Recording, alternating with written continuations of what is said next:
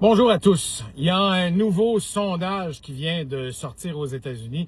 C'est pas la firme la plus fiable possible, les sondages Internet. J'ai jamais vraiment trippé là-dessus, mais enfin, ça peut quand même donner une indication que je trouvais assez valable pour partager. C'est un sondage Straight in Numbers Verisight qui dit ceci. Il y a 53% des Américains qui désapprouvent de la présence de la police de l'immigration dans les aéroports. Et si vous n'avez pas suivi le dossier, en gros, c'est parce qu'il y a une dispute sur le financement global de ICE entre démocrates et républicains. Les démocrates ne veulent pas donner plus d'argent pour des mandats pas clairs à ICE.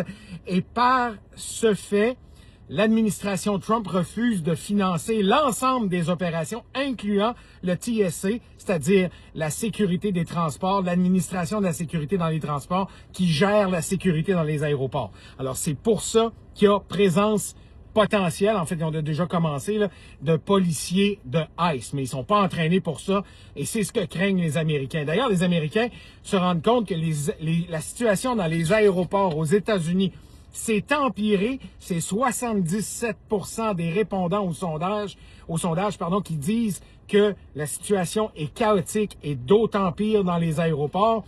Il y a 52% des Américains qui, selon ce sondage, blâment l'administration Trump. 25% des répondants blâment les démocrates pour cette situation.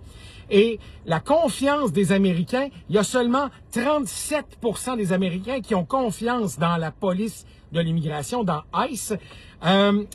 Pour ce qui est de l'Iran, on a posé des questions aussi, évidemment. 72% des répondants disent être opposés à la présence de troupes au sol en Iran.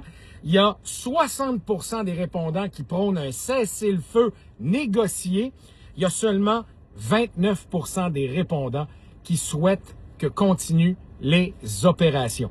Et pourtant, l'administration ne semble pas vouloir bouger, malgré que Trump est de plus en plus incertain à cause des conséquences politiques. Et ça sera pas aussi évident qu'on le voudrait, parce que Trump pourrait décider demain matin d'arrêter le conflit en Iran, d'arrêter le bombardement américain. L'Iran pourrait décider de faire confiance à Trump et dire « Oui, nous autres aussi, on va arrêter ». Mais il faut pas oublier qu'il y a un troisième joueur, il y a Israël là-dedans. Là. Alors, à trois, tu sais, je sais pas si vous connaissez l'expression, là, three's a crowd, là, two's company, three's a crowd. À trois, c'est pas mal plus difficile. Il n'y a pas de jeu de mots entendu dans cette phrase-là.